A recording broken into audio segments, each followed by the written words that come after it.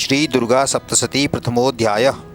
मेधा ऋषि का राजा सुरथ और समाधि को भगवती की महिमा बताते हुए मधुकैटभ वध का प्रसंग सुनाना। विनियोग।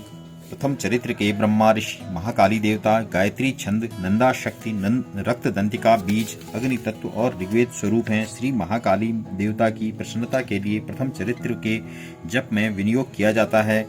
भगवान विष्णु के सो जाने पर मधु और कैटभ को मारने के लिए कमल जन्मा ब्रह्मा जी ने जिनका स्तवन किया था, उन महाकाली देवी का मैं सेवन करता हूँ। वे अपने 10 हाथों में खड्ग, चक्र, गदा, बाण, धनुष, परिघ, शूल, भुषुंडिक, मस्तक और शंख धारण करती हैं। उनके 3 नेत्र हैं। वे समस्त अंगों में दिव्य आभूषणों से विभूषित हैं। उनके शरीर की कांति नीलमणि के समान है तथा वे 10 मुख और 10 पैरों से युक्त हैं। मार्कंडेय जी बोले, सूर्य के पुत्र श्रावणी जो 8वें मनु कहे जाते हैं, उनकी उत्पत्ति की कथा विस्तार से कहता हूँ, सुनो। सूर्य कुमार महाभाग श्रावणी भगवती महामाया के अनुग्रह से जिस प्रकार मनवंतर के स्वामी हुए, वही प्रसंग सुनाता हूँ। पूर्व काल की बात है। स्वारोचिष मनवंतर में सुरथ नाम के एक राजा थे जो चैत्र वंश में उत्पन्न हुए थे। उनका समस्त भूमंडल पर अधिकार था। वे प्रजा का और अपने औरस पुत्रों की भांति धर्म पूर्वक पालन करते थे। तो भी उस समय कोला विध्वंसी नाम के क्षत्रिय उनके शत्रु हो गए।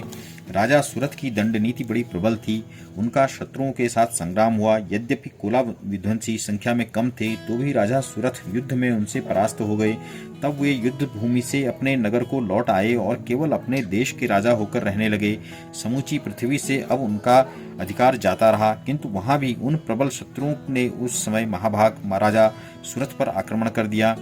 राजा का बल क्षीण हो चला था, इसलिए उनके दुष्ट, बलवान और दुरात्मा मंत्रियों ने वहां उनकी राजधानी में भी अपनी सेना को और खजाने को हथिया लिया। सुरथ का प्रभुत्व नष्ट हो चुका था, इसलिए वे शिकार खेलने के बहाने घोड़े पर सवार हो वहां से अकेले ही एक घने जंगल में चले गए। वहां उन्होंने विप्रवर मेधा मुनि का आश्रम देखा, जहां कितने ही हिंसक जीव अपनी स्वाभाविक हिंसावृत्ति छोड़कर परम शांत भाव से रहते थे। मुनि के बहुत से शिष्य उस वन की शोभा बढ़ा रहे थे। वहां जाने पर मुनि ने उनका सत्कार किया और वे उन मुनि श्रेष्ठ के आश्रम पर इधर उधर विचरते हुए कुछ काल तक रहे। फिर ममता से आकृष्ट चित्त होकर वहां इस प्रकार चिंता करने लगे, पूर्व काल में मेरे पूर्वजों ने जिसका पालन किया था, वही नगर आज मुझसे रहित है। पता नहीं मेरे दुराचारी भृत्यगण उसकी धर्मपूर्वक रक्षा करते हैं या नहीं।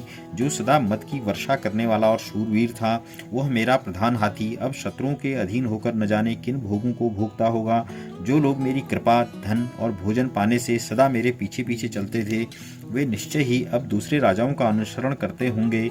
उन अपव्ययी लोगों के द्वारा सदा खर्च होते रहने के कारण अत्यंत कष्ट से जमा किया हुआ मेरा वह खजाना खाली हो जाएगा। ये तथा और भी कई बातें राजा सुरथ निरंतर सोचते रहते थे। एक दिन उन्होंने वहां विप्रवर मेधा के आश्रम के निकट एक वैश्य को देखा और उससे पूछा, भाई तुम कौन हो? यहाँ तुम्हारे आने का क्या कारण है? तुम क्यों शोकग्रस्त और अनमने से दिखाई देते हो?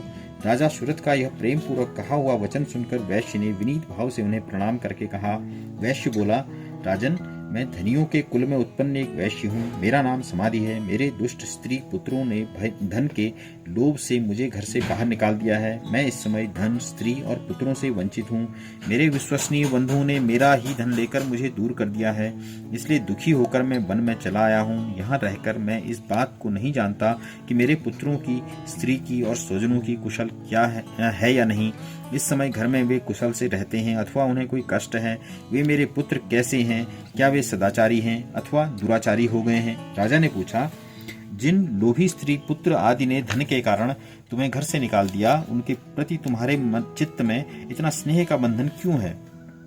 वैश्य बोला, आप मेरे विषय में जैसी बातें करते हैं वह सब ठीक है, किंतु क्या करूं? मेरा मन निष्ठुरता नहीं धारण करता। जिन्होंने धन के लोभ में पड़कर पिता के प्रति स्नेह, पति के प्रति प्रेम तथा आत्मीय जन के प्रति अनुराग को तिलांजलि दे मुझे घर से निकाल दिया है, उन्हीं के प्रति मेरे हृदय में इतना स्नेह है। महामते, गुणहीन बंधुओं के प्रति जो भी मेरा चित्त इस प्रकार प्रेम मग्न हो रहा है, यह क्या है? इस बात को मैं जानकर भी नहीं जान पाता। उनके लिए मैं लंबी सांसें ले रहा हूँ और मेरा हृदय अत्यंत दुखित हो रहा है। उन लोगों में प्रेम का सर्वथा अभाव है, तो भी उनके प्रति जो मेरा मन निष्ठुर हो पाता, इसके लिए क्या करूं? मार्कंडेय जी कहते हैं, ब्रह्मन तदंतर राजाओं में श्रेष्ठ सुरथ और वह समाधि नामक वैश्य दोनों साथ साथ मेधा मुनि की सेवा में उपस्थित हुए और उनके साथ यथा योग्य न्यायानुकूल विनयपूर्ण वर्ताव करके बैठे। तत्पश्चात वैश्य और राजा ने कुछ वार्तालाप आरंभ किया। राजा ने कहा, भगवान, मैं आपसे एक बात पूछना चाहता हूँ, उसे बताइए। मेरा चित्त अपने अधीन न होने के कारण वह बात मेरे मन को बहुत दुख देती है। जो राज्य मेरे हाथ से चला गया है उसमें और उसके संपूर्ण अंगों में मेरी ममता बनी हुई है। मुनिश्रेष्ठ, यह जानते हुए भी कि वह मेरा नहीं है, अज्ञानी की भांति मुझे उसके लिए दुख होता है। यह क्या है? इधर यह वैश्य भी घर से अपमानित होकर आया है। इसके पुत्र, स्त्री और भृत्यों ने इसे छोड़ दिया है। स्वजनों ने भी इसका परित्याग कर दिया है, तो भी यह उनके प्रति अत्यंत हार्दिक स्नेह रखता है।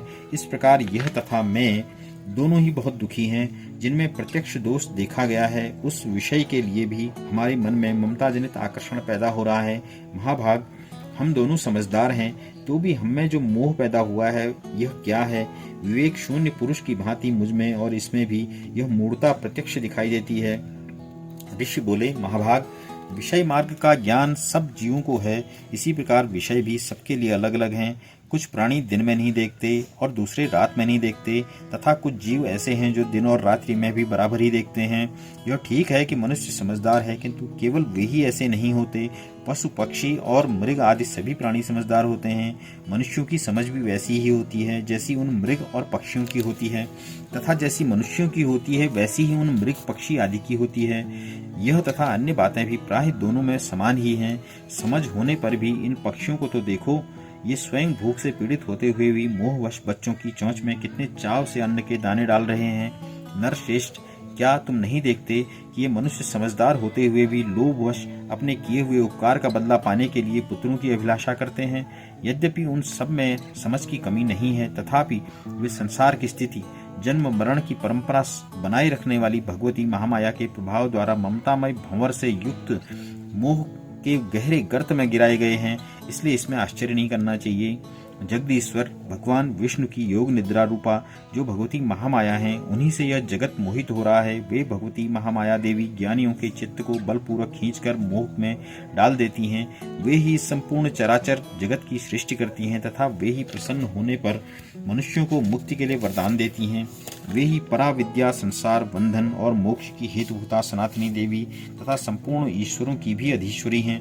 राजा ने पूछा, भगवान, जिन्हें आप महामाया कहते हैं, वे देवी कौन हैं? ब्रह्मन, उनका आविर्भाव कैसे हुआ तथा उनके चरित्र कौन कौन हैं? ब्रह्मवेत्ताओं में श्रेष्ठ महर्षि, उन देवी का जैसा प्रभाव हो, जैसा स्वरूप हो और जिस प्रकार प्रादुर्भाव हुआ हो, वह सब मैं आपके मुख से सुनना चाहता हूँ। ऋषि बोले, राजन, वास्तव में तो वे देवी नित्य स्वरूपा ही हैं। संपूर्ण जगत उन्हीं का है तथा उन्होंने समस्त विश्व को व्याप्त कर रखा है, तथापि उनका प्राकट्य अनेक प्रकार से होता है, वह मुझसे सुनो। यद्यपि वे नित्य और अजन्मा हैं, तथापि जब देवताओं का कार्य सिद्ध करने के लिए प्रकट होती हैं, उस समय लोक में उत्पन्न हुई कहलाती हैं। कल्प के अंत में जब संपूर्ण जगत एकांडव में निमग्न हो रहा था और सबके प्रभु भगवान विष्णु शेषनाग की सैया बनाकर योग निद्रा का आश्रय ले सो रहे थे, उस समय उनके कानों के मैल से दो भयंकर असुर उत्पन्न हुए जो मधु और कैटभ के नाम से विख्यात थे। वे दोनों ब्रह्मा जी का वध करने को तैयार हो गए। भगवान विष्णु के नाभि कमल में विराजमान प्रजापति ब्रह्मा जी ने जब उन दोनों भयानक असुरों को अपने पास आया और भगवान को सोया हुआ देखा, तब एकाग्र चित्त होकर उन्होंने भगवान विष्णु को जगाने के लिए उनके नेत्रों में निवास करने वाली योग निद्रा का स्तवन आरंभ किया, जो इस विश्व की अधीश्वरी, जगत को धारण करने वाली, संसार का पालन और संहार करने वाली तथा तेज स्वरूप भगवान विष्णु की अनुपम शक्ति हैं। उन्हीं भगवती निद्रा देवी की भगवान ब्रह्मा स्तुति करने लगे। ब्रह्मा जी ने कहा, देवी, तुम ही स्वाहा, तुम ही स्वधा और तुम ही वषटकार हो। स्वर भी तुम्हारे ही स्वरूप हैं। तुम ही जीवनदायिनी सुधा हो। नित्य अक्षर प्रणव में अकार, उकार, मकार इन तीन मात्राओं के रूप में तुम ही स्थित हो, तथा इन तीन मात्राओं के अतिरिक्त जो बिंदु रूपा नित्य अर्धमात्रा है, जिसका विशेष रूप से उच्चारण नहीं किया जा सकता, वह भी तुम ही हो। देवी, तुम ही संध्या, सावित्री तथा परम जननी हो। देवी, तुम ही इस विश्व ब्रह्मांड को धारण करती हो। तुमसे ही इस जगत की सृष्टि होती है, तुम्ही से इसका पालन होता है और सदा तुम ही कल्प के अंत में सबको अपना ग्रास बना लेती हो। जगन्मयी देवी, इस जगत की उत्पत्ति के समय तुम सृष्टि रूपा हो। पालन काल में स्थिति रूपा हो तथा कल्पांत के समय संहार रूप धारण करने वाली हो। तुम ही महाविद्या, महामाया, महामेधा, महास्मृति, महामोह रूपा महादेवी और महासुरी हो। तुम ही तीनों गुणों को उत्पन्न करने वाली सबकी प्रकृति हो। भयंकर काल रात्रि, महारात्रि और मोहरात्रि भी तुम ही हो। तुम ही श्री, तुम ही ईश्वरी, तुम ही ह्रीं और तुम ही बोध स्वरूपा बुद्धि हो। लज्जा, पुष्टि, तुष्टि, शांति और क्षमा भी तुम ही हो। तुम खड्ग धारणी, शूल धारणी, घोर रूपा तथा गदा, चक्र, शंख और धनुष धारण करने वाली हो। बाण, भुषुंडी और परिघ ये भी तुम्हारे अस्त्र हैं। तुम सौम्य और सौम्यतर हो। इतना ही नहीं, जितने भी सौम्य एवं सुंदर पदार्थ हैं उन सबकी अपेक्षा तुम अत्यधिक सुंदरी हो। पर और अपर सबसे परे रहने वाली परमेश्वरी तुम ही हो। सर्वस्वरूपे देवी, कहीं भी सत असत रूप जो कुछ वस्तुएं हैं और उन सबकी जो शक्ति है वह तुम ही हो। ऐसी अवस्था में तुम्हारी स्तुति क्या हो सकती है? जो इस जगत की सृष्टि, पालन और संहार करते हैं, उन भगवान को भी जब तुमने निद्रा के अधीन कर दिया है तब तुम्हारी स्तुति करने में कौन समर्थ हो सकता है? मुझको, भगवान शंकर को और भगवान विष्णु को भी तुमने ही शरीर धारण कराया है, अथवा तुम्हारी स्तुति करने की शक्ति किसमें है? देवी, तुम तो अपने इन उदार प्रभावों से ही प्रशंसित हो। ये जो दोनों दुर्धर्ष असुर मधु और कैटभ हैं, इनको मुंह में डाल दो और जगदीश्वर भगवान विष्णु को शीघ्र ही जगा दो।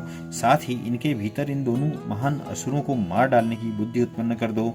ऋषि कहते हैं, राजन, जब ब्रह्मा जी ने वहां मधु और कैटभ को मारने के उद्देश्य से भगवान विष्णु को जगाने के लिए तमोगुण की अधिष्ठात्री देवी योग निद्रा की इस प्रकार स्तुति की, तब वे भगवान के नेत्र, मुख, नासिका, बाहु, हृदय और वक्षस्थल से निकलकर अव्यक्त जन्मा ब्रह्मा जी की दृष्टि के समक्ष खड़ी हो गईं। योग निद्रा से मुक्त होने पर जगत के स्वामी भगवान जनार्दन उस एकांडव के जल में शेष नाग की सैया से जाग उठे। फिर उन्होंने उन दोनों असुरों को देखा। वे दुरात्मा मधु और कैटभ अत्यंत बलवान तथा पराक्रमी थे और क्रोध से लाल आंखें किए ब्रह्मा जी को खा जाने के लिए उद्योग कर रहे थे। तब भगवान श्री हरि ने उठकर उन दोनों के साथ 5000 वर्षों तक केवल बाहु युद्ध किया।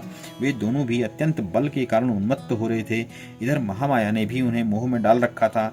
इसलिए वे भगवान विष्णु से कहने लगे, हम तुम्हारी वीरता से संतुष्ट हैं, तुम हम लोगों से कोई वर मांगो। श्री भगवान बोले, यदि तुम दोनों मुझ पर प्रसन्न हो तो अब मेरे हाथ से मारे जाओ। बस इतना सा ही वर मैंने मांगा है, यहाँ दूसरा किसी वर से क्या लेना है? ऋषि कहते हैं, इस प्रकार धोखे में आ जाने पर जब उन्होंने संपूर्ण जगत में जल ही जल देखा, तब कमल नयन भगवान से कहा, जहाँ पृथ्वी जल में डूबी हुई न हो, जहाँ सूखा स्थान हो, वहीं हमारा वध करो। ऋषि कहते हैं, तब तथास्तु कहकर शंख, चक्र और गदा धारण करने वाले भगवान ने उन दोनों के मस्तक अपनी जांघ पर रखकर चक्र से काट डाले। इस प्रकार ये देवी महामाया ब्रह्मा जी की स्तुति करने पर स्वयं प्रकट हुई थीं। अब पुनः तुमसे उनके प्रभाव का वर्णन करता हूँ, सुनो। इस प्रकार श्री मार्कंडेय पुराण में सावर्णिक